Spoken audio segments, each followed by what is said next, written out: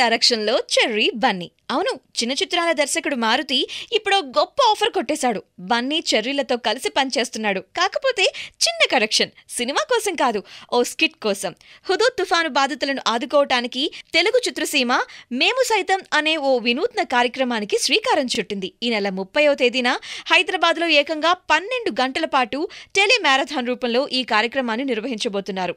అగ్ర కథానాయకులు, నాయికలు, హాస్య నటులు, క్యారెక్టర్ ఆర్టిస్టులు ఇలా అందరూ ఏదో ఒక స్కిట్ లో కనిపించబోతున్నారు. మెగా హీరోలు చరణ్, బన్నీలు కూడా ఓ స్కిట్ వేసి వినోదాలు పంచబోతున్నారు.